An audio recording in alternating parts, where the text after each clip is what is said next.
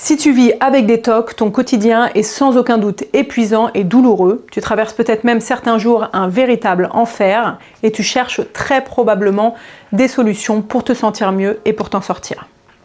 Alors comment je peux être sûre de ça? Simplement parce que j'ai vécu moi-même avec des troubles obsessionnels compulsifs pendant près de 25 ans et que je m'en suis sortie.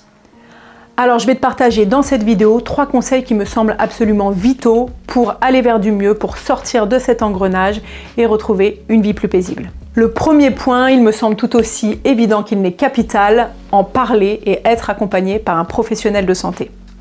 En tout cas, ne traverse pas ça seul. Que ce soit à un proche de confiance ou à un professionnel, ne garde pas ça pour toi. Je sais que quand on a des TOC, on en a souvent honte, on pense que personne sur Terre ne peut nous comprendre, mais fais-moi confiance, t'isoler ne va faire que renforcer le problème. Donc la base, c'est vraiment de faire appel à un professionnel. Déjà, ça va te permettre de vider ton sac, mais aussi ça va te permettre de mieux comprendre ton trouble, de pouvoir poser toutes les questions que tu aurais besoin de poser.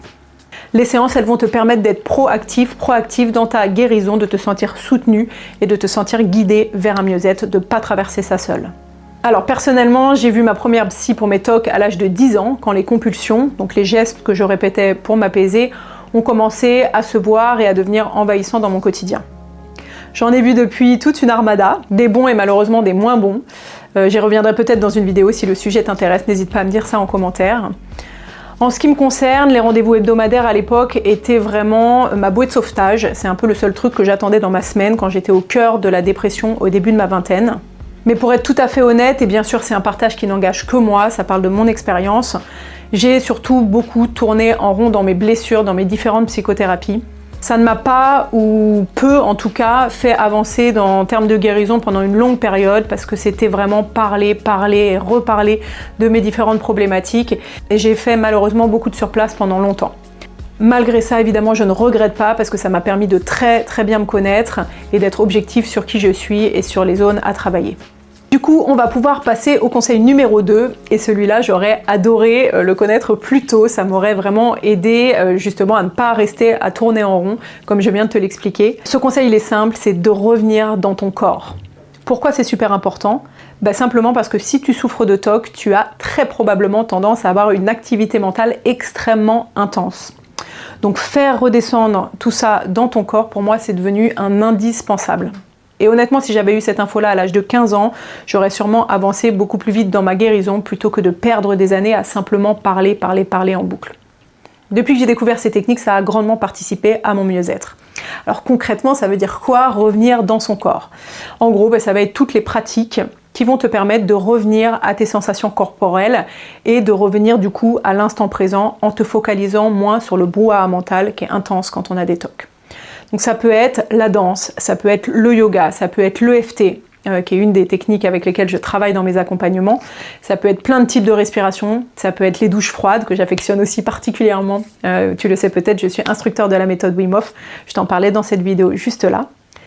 En bref, tout ce qui va te permettre de faire descendre ton énergie ailleurs que dans ta tête qui est déjà en surchauffe à cause d'une activité mentale extrêmement forte liée au TOC. Donc à ce niveau-là, je t'invite vraiment à suivre tes élans, à faire ce qui t'appelle, à tester, à être curieux, curieuse, à expérimenter et à voir comment tu te sens. Vraiment, comment ton corps réagit, comment tu te sens dans ta tête. Troisième et dernier conseil du jour, croire en ta guérison. Ce point, il est hyper important parce que de mon expérience dans la vie, énormément de choses sont influencées par l'état d'esprit dans lequel on se trouve. Si toi, tu n'y crois pas, personne ne le fera pour toi. Les mots que tu emploies et les pensées que tu entretiens, elles ont du poids et elles ont une influence directe sur ta vie et sur ton quotidien. D'ailleurs, c'est prouvé aujourd'hui que les personnes qui sont atteintes de maladies comme par exemple le cancer, plus elles croient en leur guérison dure comme fer, plus elles évoluent dans un environnement qui est positif, plus elles travaillent sur leurs croyances et sur les mots qu'elles entretiennent, et elles gardent foi en l'avenir malgré la situation, et plus elles ont un taux de guérison qui va être bien plus élevé que les personnes qui sont pessimistes et qui n'y croient pas.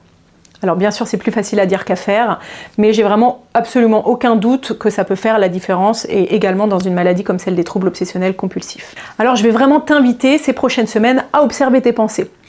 Pas forcément évidemment quand tu es en pleine crise compulsive, parce que ce sera beaucoup plus difficile, mais le reste du temps.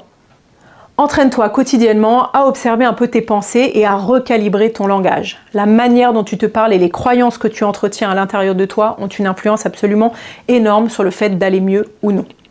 Le but, c'est pas de se blâmer, c'est juste d'être vigilant à ce qu'on entretient à l'intérieur de soi. Sers-toi de tes pensées et de ton vocabulaire en ta faveur. Et mon petit conseil de plus, inverse la pensée négative par une pensée positive. Par exemple, si tu te surprends en train de te dire « je ne guérirai jamais, je suis nul », reprends-toi avec bienveillance et dis-toi par exemple je fais de mon mieux, je fais ce que je peux, je suis capable d'aller mieux, je vais déjà mieux et je suis merveilleux, merveilleuse comme je suis. Et le but, c'est pas de le dire robotiquement, c'est vraiment de laisser les phrases vibrer à l'intérieur de toi. Tu vas voir que, tu vas te sentir mieux immédiatement. Et ensuite, sur le long terme, ça peut vraiment t'aider à transformer ton fonctionnement psychique. Merci d'avoir regardé cette vidéo et à très bientôt pour de nouveaux conseils.